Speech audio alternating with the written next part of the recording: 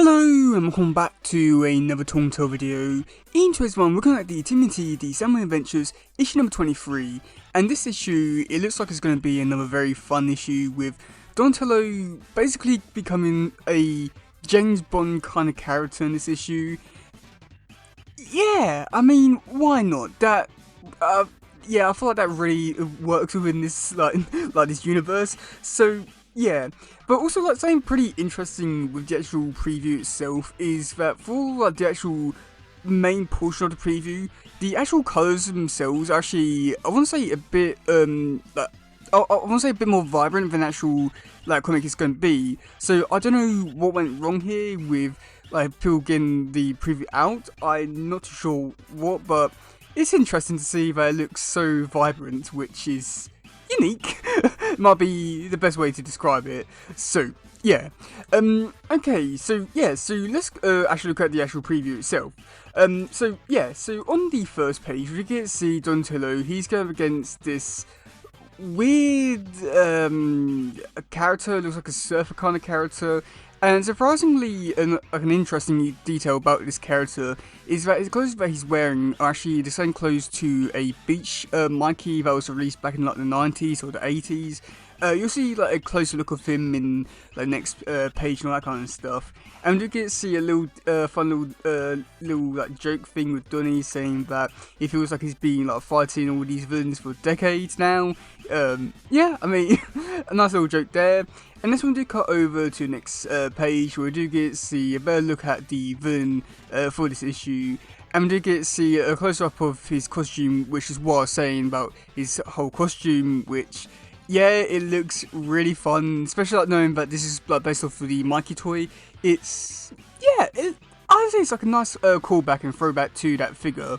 And that's when we do get to see Don. He shoots out this paste thing from a gun, and well, so it's weird because on the first time he like misses, but I don't know if he shoots like another little paste, but then it does actually hit the actual device itself. So yeah, I mean that's good for Donnie, I guess.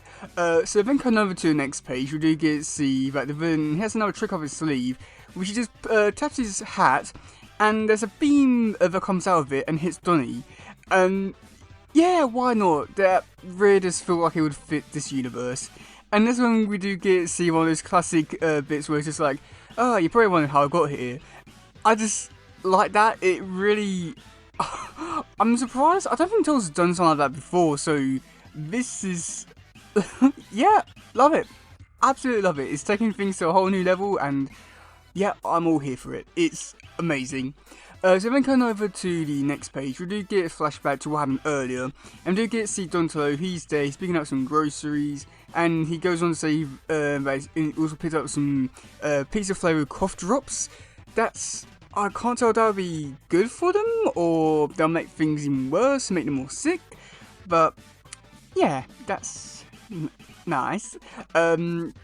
So yeah, so after that we do get to see Donnie. He leaves the shop, and that's when he recognises someone who's talking to him.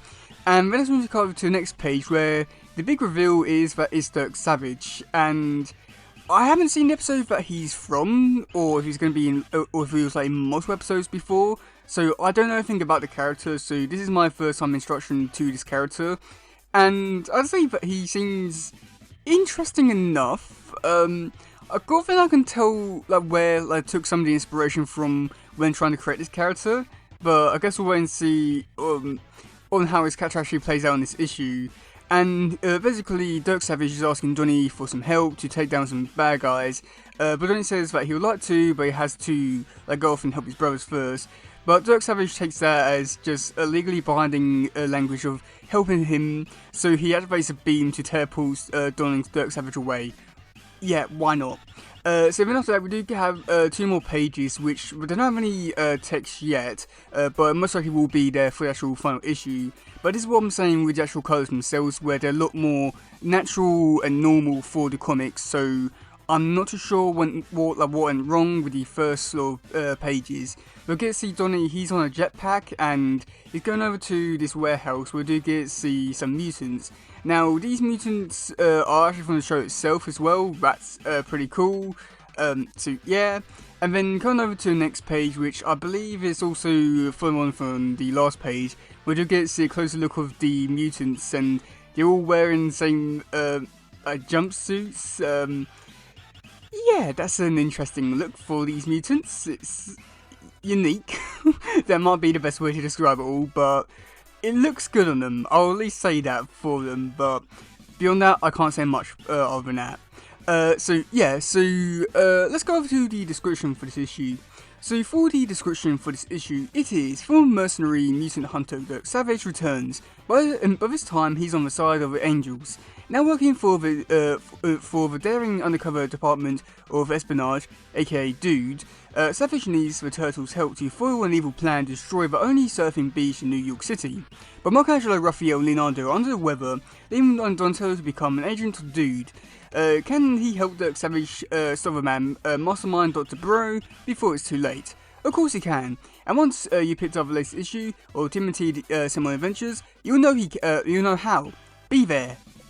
So yeah, I feel like at the same time, just like what I was saying yesterday with the Naruto preview, where like the whole description for that issue is just, just there and just explains everything that's going to happen in this issue.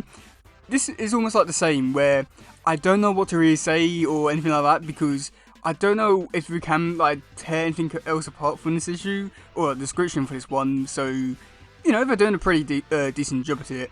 So yeah. Okay, so for the covers, so for cover A, which is done by Dan Schilling, this one we do get to see like a James Bond kind of poster thing, where I just say that I love this one, where it's just almost like trying to be like a parody of all like James Bond kind of things, and just the way that Donnie looks, the Dirk Savage in the background, Dr. Bro, Tel Blimp, it just screams that like whole aesthetic of like James Bond and all that kind of stuff, which I think works in its favour, and it looks really great and really cool. I really like it for being like the homage. And then for cover B, which was done by Philip Chan. I'm pretty sure I said it wrong, but get this bit more. I want to say a bit more like an anime kind of vibe to it.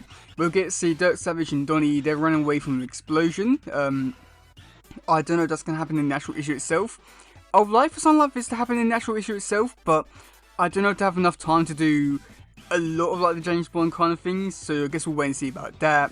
But oh boy, this issue is looking like it's going to be a very interesting one with all the James Bond kind of things and just doing God knows what in this series. So yeah, but I'd say for like an 87 kind of thing, this really screams it in a really great way. So yeah, it's there.